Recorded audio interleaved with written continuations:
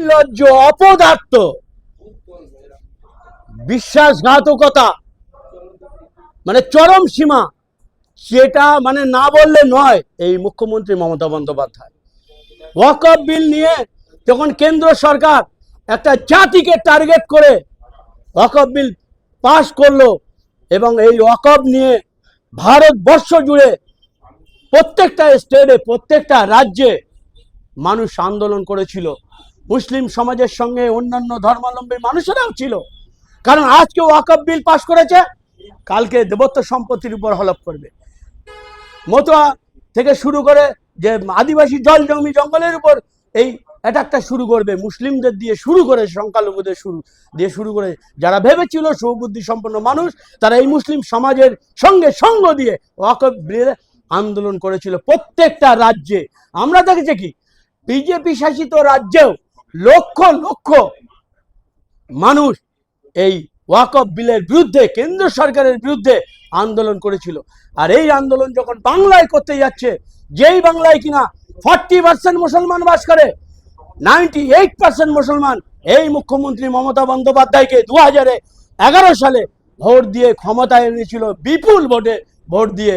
সেই মুখ্যমন্ত্রী মমতা বন্দ্যোপাধ্যায় আজকে যখন এই ওয়াকফ বিল, এমন একটা বিল মুসলিম সম্প্রদায়ের উপর চাপিয়ে দিয়েছে, যেখানে দ্বিতীয় শ্রেণীর নাগরিক করতে চায় এই অমিত শাহ, নরেন্দ্র মোদীরা, এদের কবরস্থান, মসজিদ, মাদ্রাসাগুলোকে কেড়ে নিতে চায়, এদেরকে দ্বিতীয় শ্রেণীর নাগরিক করতে চায়।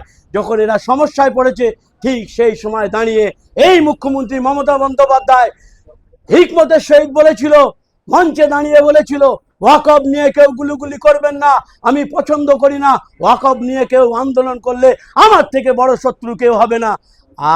আপনারা ওয়াকফ নিয়ে আন্দোলন করতে হলে দিল্লি গিয়ে করুন, কারণ এটা দিল্লির ম্যাটার, কেন্দ্রের ম্যাটার। আজকে বলি এই নরখাদক, এই মুখ্যমন্ত্রী মমতা বন্দ্যোপাধ্যায়, অসভ্য মহিলা মুখ্যমন্ত্রী, আপনি আজকে কেন এই বাংলায় এসআইআর নিয়ে আন্দোলন করবেন? এসআইআরটা তো শুরু করেছে কেন্দ্র সরকার, নরেন্দ্র মোদী, অমিত শাহ। আপনার যদি ক্ষমতা থাকে, আপনার যদি এক বাপে জন্ম হয়, আপনিও দিল্লি গিয়ে আন্দোলন করুন। বাংলায় কেন আন্দোলন করবেন? একটা মানুষের জন্য দুটো আইন হতে পারে না। মুসলিমদের যখন বিপদ হয়েছে তারা দিল্লি যাবে, কেন্দ্র আইন পাশ করেছে বলে, আজকে স্যারও তো পাশ করেছে কেন্দ্র, তাহলে আপনি কেন বাংলায় আন্দোলন করবেন? চলে যান দিল্লি। যদি আপনার কথা আর মুখ যদি এক থাকে, তাহলে আপনি এই আন্দোলনটা দিল্লি গিয়ে করবেন। এটা আমি আপনাদের মাধ্যমে মুখ্যমন্ত্রী মমতা বন্দ্যোপাধ্যায়কে বলতে চাই, অভিষেক বন্দ্যোপাধ্যায়কে বলতে চাই, যদি এক বাপের বেটা হবে, এই আন্দোলনটা দিল্লি গিয়ে করবেন। তা না হলে এই বাংলার মানুষ, শুভবুদ্ধি সম্পন্ন মানুষ, বিভিন্ন ধর্মের মানুষ আপনার এই প্রতিচ্ছবিটা, আপনার এই মুখোশ বুঝতে পারছে, আপনার মুখ না মুখোশ, এই 2026-এ আপনাকে বুঝিয়ে দেবে। আর বিজেপির যে সমস্ত নেতা আছে তাদেরকে একটা একটা করে ধরবে, গাছে ঝুলিয়ে পেঁদাবে। শুধু সময়ের অপেক্ষা, 2026 সালের ভোটের আগেই এই ঘটনা ঘটবে। বাংলা ক্রমশ উত্তেজিত হচ্ছে। মঙ্গলবার অর্থাৎ কালকে থেকে শুরু হবে এসআর। তার মধ্যে এই মেদিনীপুরে আমি কি দেখলাম, 250 পরিবার, হিন্দু মা বোনেরা যা কান্নাকাটি করছে, এই শুভেন্দু তার জন্য দায়ী, এই অমিত শাহ তার জন্য দায়ী। এরাই বলেছিল হিন্দু হিন্দু ভাই ভাই, হিন্দুদের কোনো চিন্তা নাই, আমরা তোমাদের নাগরিকত্ব দেবো।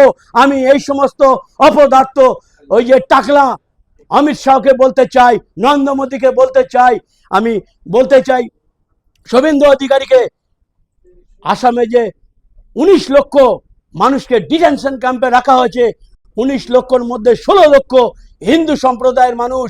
সেই হিন্দু সম্প্রদায়ের মানুষগুলোকে আগে নাগরিকত্ব দেন, তারপরে বাংলায় হিন্দুদের নাগরিকত্ব দেওয়ার কথা বলবেন। আমরা প্রচুর আন্দোলন করেছিলাম, হিন্দু ভাইদেরকে বলেছিলাম, আমরা আমাদের জন্য আন্দোলন করিনি, আমরা ছিলাম, আমরা আছি, আমরা থাকবো, কারণ মায়ের লাল নেই আমাদেরকে এই ভারতবর্ষ থেকে তাড়িয়ে দেওয়ার, কারণ এই ভারতবর্ষের মাটির সঙ্গে আমাদের নারীর টান আছে।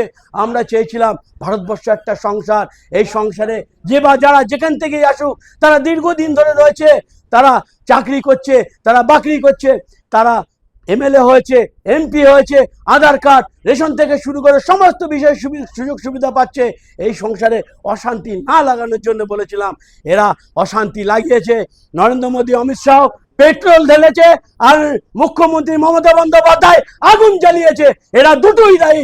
আমি বাংলার সমস্ত সম্প্রদায়ের মানুষের কাছে বলবো, জাতি বর্ণ ধর্ম নির্বিশেষে আপনারা এখনো সজাগ হন। কেউ মুখ্যমন্ত্রী মমতা বন্দ্যোপাধ্যায়ের প্রতি ভরসা করবেন না, অমিত শাহের প্রতি ভরসা করবেন না, নরেন্দ্র মোদীর প্রতি ভরসা করবেন না। এরা কেউ বাংলার মানুষের ভালো চায় না, না হিন্দুর ভালো চায়, না মুসলমানের ভালো চায়। এরা ফ্যাসিবাদী নীতি নিয়ে চলে। এরা সেই শ্যামাপ্রসাদ, সেই মানে কি বলে আরএসএস, সেই এক গোডাউনের মাল। আরএসএস এর দুটো সন্তান, একটা হচ্ছে নরেন্দ্র মোদী আর একটা মমতা বন্দ্যোপাধ্যায়।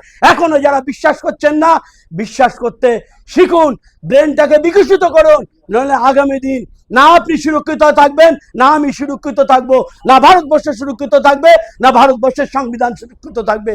ভারতবর্ষের সংবিধানকে সুরক্ষিত রাখতে ভারতবর্ষের আপামর জনসাধারণ জাতি বর্ণ ধর্ম নির্বিশেষে সকলের সুরক্ষিতের জন্য অবিলম্বে 2024-এ এই বিজয় মূল নামক দলটাকে নরেন্দ্র মোদী, অমিত শাহ এবং মমতা বন্দ্যোপাধ্যায় অর্থাৎ বিজেপি আর তৃণমূলকে বঙ্গোপসাগরে ফেলে দিন। তবেই আপনি আমি সবাই স্বস্তি পাবো। ভারতবর্ষ আবার নতুন দিশায় পৌঁছবে, নইলে কিন্তু শেষ। দাদা ভারত বিক্রি করে দিচ্ছে, দিদি বাংলা বিক্রি করে দিচ্ছে। আমরা আর কত বলবো? আমরা বলে বলে গলা ব্যথা হয়ে যাচ্ছে।